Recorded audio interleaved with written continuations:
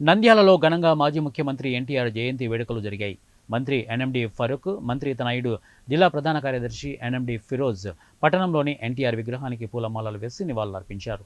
ఈ సందర్భంగా వారు మాట్లాడుతూ ఎన్టీఆర్ సినీ పరిశ్రమల కథానాయకుడిగా ఎదురులేని మనిషిగా ఎదిగాడని, రాజకీయాల్లో ప్రజానాయకునిగా తిరుగులేని మనిషిగా ఎప్పటికీ ప్రజల్లో ఉంటాడని అన్నారు. సమాజమే దేవాలయం, ప్రజలే దేవుళ్ళు అని త్రికరణ శుద్ధిగా నమ్మిన మహానేత ఎన్టీఆర్ అని కొనియాడారు. అధికారం అన్నది అనుభవించడానికి కాదు, ప్రజలకు సేవ చేయడానికి అన్న మానవీయ సిద్ధాంతాన్ని తొలిసారిగా రాజకీయాల్లోకి తెచ్చి ఆ సిద్ధాంతాన్ని పాలనలో చూపిన మహనీయుడు ఎన్టీఆర్ అన్నారు. సినీ రాజకీయ రంగాలలో ఒక అసాధారణ చరిత్ర సృష్టించిన వ్యక్తిగా ఎన్టీఆర్ ఎప్పటికీ ఉంటారని అన్నారు.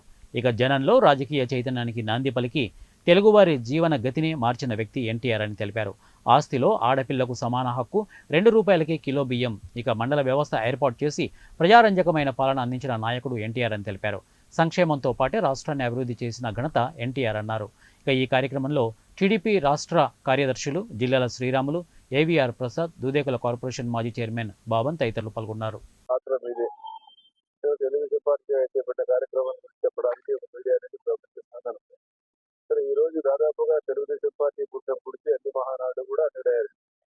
విజయవాడ నుంచి, విశాఖపట్నం నుంచి మొదలుకొని ఇక్కడ వరంగల్, అదేవిధంగా నల్గొండ, తిరుపతి, రాజమండ్రి, రాష్ట్రంలో ఎక్కడ జరిగినా కూడా మేము అన్ని మహానాడు జరిగిన భాగ్యం, అదృష్టం మాకు కలిగినందుకు కార్యకర్తలు ముఖ్యంగా వారికి నమస్కారాలు, వారికి ధన్యవాదాలు కూడా తెలియజేసుకుంటున్నారు.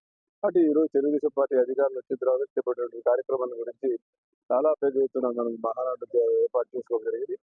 ముఖ్యంగా రాయలసీమ ప్రాంతంలో నడిపొట్టేటువంటి కడప ప్రాంతంలో ఈరోజు మేము మహానాడు కార్యక్రమం ఏర్పాటు చేసి ముఖ్యంగా రాయలసీమ ప్రాంతంలో కావాల్సిన ప్రాజెక్టుల గురించి అదే కాకుండా రాయలసీమ ప్రాజెక్టులకు తెలుగుదేశం పార్టీ అధికారం వచ్చిన తర్వాత చేపట్టే కార్యక్రమాలు ముఖ్యంగా తెలుగుగా గాలేరు నగరి, కేసీకి మోడరేషన్, అదేవిధంగా అలుగురు ప్రాజెక్టు, గోల్గోర్ ప్రాజెక్టు, అవుగు ప్రాజెక్టు మా జిల్లాలో, మరి అదేవిధంగా చిత్రావతి గారి, మా సోమసాగర్ గారి ప్రాజెక్టు తీసుకొచ్చి ఈ రోజు రాయలసీమ ప్రాంతంలో వ్యవసాయం పెరగడానికి, ఈ రోజు వరి పెరగడానికి కారణం మీకు అందరికి బాగా తెలుసు ఎన్టీ రామారావు గారు, చంద్రబాబు నాయుడు గారు అని చెప్పి ముఖ్యంగా తెలియజేస్తా ఉన్నాం. ఈ గతంగా మనకు చైన్ ఆఫ్ ఫ్యాక్ట్స్ ఉన్నాయి.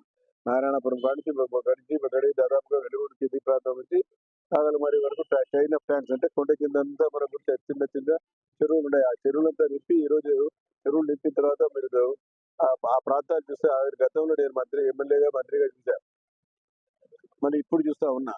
ఒక కారు కూడా కాదు, కనీసం రబీలు ఖరీఫ్లో కూడా వర్షాధారంగా